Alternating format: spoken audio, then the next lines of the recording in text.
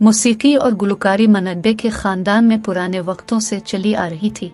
वालिद पूरन चंदर डे और वालिदा माया भी गुलकार थे, लेकिन उनके सबसे छोटे चचा कृष्ण चंदर डे अलमारूफ के सी डे तो संगीत उच्चारिया कहलाते थे। एक दिन महिंदर कपूर ने उनकी अजमत का एतराफ़ करते हुए उनसे कहा, मन्ना हम तो बस ऐसे ही हैं, गाते तो आप हैं। इस पर मन्ना डे ने कहा, बे हम तो बस कला मंदिर के इंगिन में झाड़ू देने आते हैं, गाते तो श्री मेहदी हसन हैं।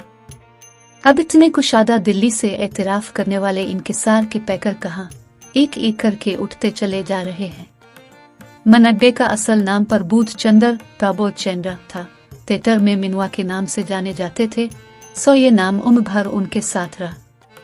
यकम मई 1919 को कलकत्ता में पैदा हुए। इब्तदाई तालीम अंदोबूर पाठशाला से हासिल की, स्कॉटिश चर्च कॉलेजिएट स्कूल से मर्क और ग्रेजुएशन विद्यासागर कॉलेज से की। मन्ना डे का मिजाज इस हवाले से बोकलमो करार पाता है कि जहां एक तरफ उनके अंदर एक पहलवान और बॉक्सर मौजूद था, तो दूसरी तरफ एक मनमौजी गुलकार भी था। वो प्राइमरी स्कूल में थे तो अपने गाने की सलाहियत का इजहार अपने हमजोलियों की फरमाइश पर टेबल बजाकर किया करते थे। इसके साथ ही अखाड़े में देसी कुश्ती के रमूज और बॉक्सिंग भी सीखा करते। इन खेलों में भी उन्होंने अपने तालीमी इदारों का नाम रोशन किया। अभी छूटे ही थे कि चचा के सीडी ने गाने की बाकायदा तरबियत देना शुरू कर दी।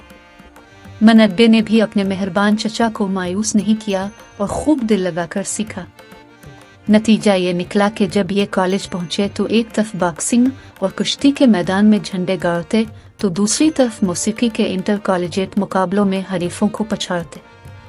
मौसीकी के सालाना इंटर कॉलेजिएट मुकाबलों में मुसलसल 3 साल तक अव्वल आते रहे। कॉलेज से फारिग होने के बाद अपने चचा की मुआवनत करने लगे, जो इस वक्त फिल्मों में गाते और मौसीकी तरतीब दिया करते थे। चचा कुछ अरसे तक भतीजे की तरबियत किया देखा कि बासलाहियत है, तो अपने लायक शागिर्द SD बर्मन के हवाले कर दिया। ये 1942 का बरस था। मन्ना डे ने गाने की रियाजत कभी तर्क न की। SD बर्मन के अलावा चचा ने उन्हें वक्त के बाकमाल असातिज़ा उस्ताद दबीर खान, उस्ताद अमान अली खान और उस्ताद अब्दुर्रहमान खान से भी तरबियत दिलवाए। 1942 के बाद उन्होंने अपने तौर पर काम का आगाज किया। प्लेबैक सिंगर के तौर पर 1943 में फिल्म तमन्ना से हुआ। इस फिल्म की मौसीकी के सीडे ही ने तरतीब दी थी। उनके साथ हमें वाज का फ्रीजा इस जमाने की बहुत ही मकबूल हुसैन मुगना सुरिया ने अंजाम दिया। ये 2 गाने नश्र हुए तो मन्ना डे भी रातों रात पूरे बईसगीर में गूंजने लगे। सुनने वालों ने उनकी आवाज की इंतहाई पजीराई की। इसके बाद उन्हें फिल्म मशर में गाने का मौका मिला। इस फिल्म की मौसीकी SD बर्मन ने तरतीब दी थी, जो अपने फिल्म के मास्टर थे। वो फिल्म की किसी एक सिचुएशन के लिए मौसीकी नहीं दिया करते थे, बल्कि पूरी फिल्म का थीम अपने ऊपर तारी करके धन बनाते थे। इस फिल्म का एक गाना है, ऊपर गगन विशाल नीचे गहरा पाताल। ये मछेरों का गाना है जो समंदर में काम कर रहे हैं। इस गाने की मौसीकी की गंभीरता कमाल है। गाना सुनते वक्त एहसास होता है कि जैसे समंदर पर कोई नीम रोशन और नीम तारीक समेतारी है। इन आवाज़ों की रहनुमा आवाज़ मन्ना डे की है, जो इस खूबी से रिकॉर्ड की गई है कि लगता है ये गगन और समंदर के पाताल के दरमियानी मिंतके से फूट रही है। इस गाने के रमूज को समझने के लिए सामे के कानों का इंतहाई हसास होना ज़रूरी है। ये फिल्म मुमताज़ हिदायतकार नतन बोस ने लिखी और डायरेक्ट की। हीरो इसके अशोक कुमार और हीरोइन सुमित्रा देवी थी। याद रहे कि नतन बोस बेमसल film director, producer, screen writer, music director और गीत निगार सत्याजीत रे के कजिन थे। 1952 में मन्ना डे की आवाज़ फिल्म अमर भोपाली के लिए हासिल की गई। ये फिल्म 2 जुबानों बंगाली और मराठी में बनाई गई थी। दोनों जुबानों के गाने मन्ना डे ही ने गाए। यूं तो दोनों गानों को पजीराई मिली, लेकिन बंगाली में गाए गए गीत ने उन्हें बंगाली का बड़ा मुगनी करार दिलवा दिया। मन्ना डे को वर्सटाइल सिंगर माना जाता है, एक ऐसा मुगनी जिसकी कोई दूसरा गुलकार नकल नहीं कर सकता। दिलचस्प बात यह है कि मन्ना डे अपने वक्त के तमाम लेजेंड गुलकारों मोहम्मद रफ़ी, किशोर कुमार, मुकेश वगैरह के गाने बड़ी सहूलत से गा लेते थे, लेकिन मन्ना डे के अपनी मखसूस तिकीनत में गाए हुए गाने उनमें से कोई भी नहीं गा सकता था। रफ़ी मरहूम ने एक बार एक इंटरव्यू में एतराफ़ किया था, वह मुझे एक ज़माना सुनता है लेकिन खुद में सिवाय मीना डे के किसी और को नहीं सुनता। ये एक बहुत बड़े गुलकार का खराज तहसीन है।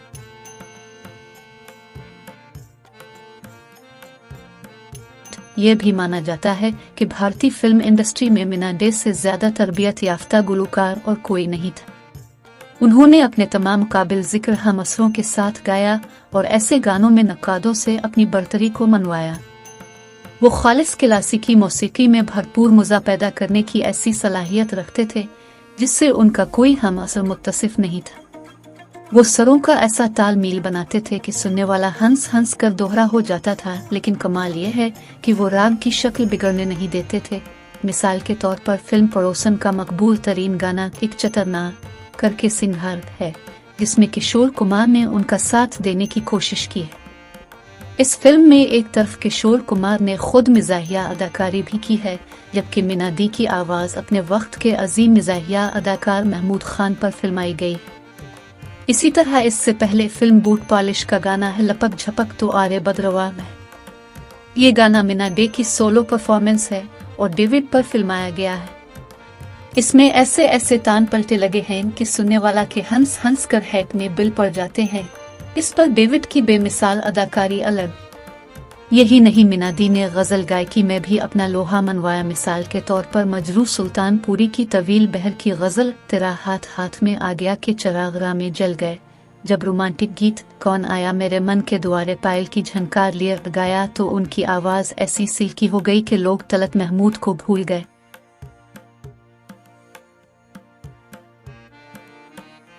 मीना डे ने क्लासिकी मौसीकी को पॉप म्यूजिक में भी ढाला।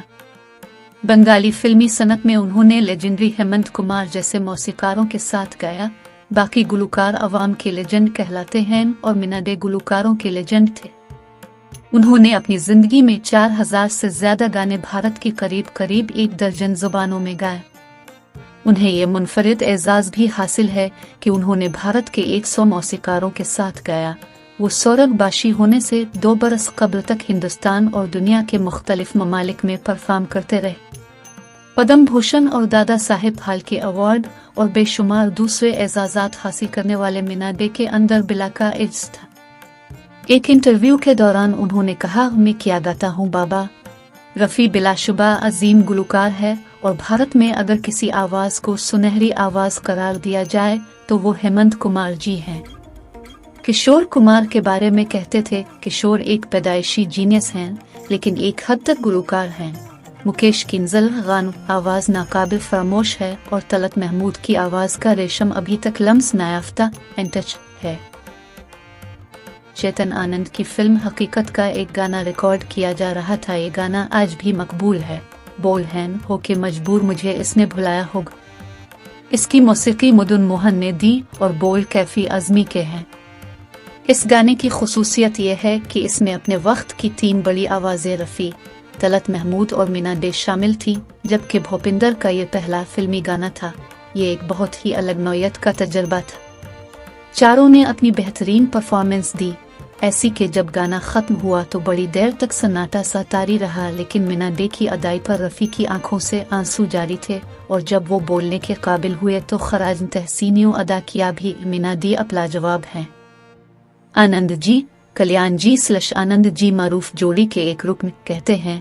वो अपने सबसे ताकतवर हरीफ रफ़ी के बारे में अक्सर कहा करते थे, रफ़ी हैरत अंगेज है, आनंद में गलत तो नहीं कह रहा। यह गायबाना खराज तहसीन वो रफ़ी मरहूम की गैर मौजूदी में अक्सर अदा किया करते थे। मीना डे के चचा पूरे गिले से गाया करते थे। कहा जाता है कि उनके गाने से कई बार माइक्रोफोन खराब हुए। वो भतीजे को बम्बे ले गए। वहाँ एक फिल्म रामराजिया में सेज वाल्मीकि अंदाज में गाने के लिए उनकी आवाज़ दरकार थी। सेज वाल्मीकि वो शख्सियत है जिसने कब्ल मसीह में संस्कृत ज़बान में अजीम रज़्मिया रामायण लिखा। फिल्म साज विजय भट्ट ने सीनियर डे से गाने की दरख्वास्त की। मेहरबान चचा ने उनसे कहा कि वो मीना डे की आवाज़ इस्तेमाल कर लें। मज़ीद मुफीद वीडियोज़ के लिए हमारे चैनल को सब्सक्राइब करें।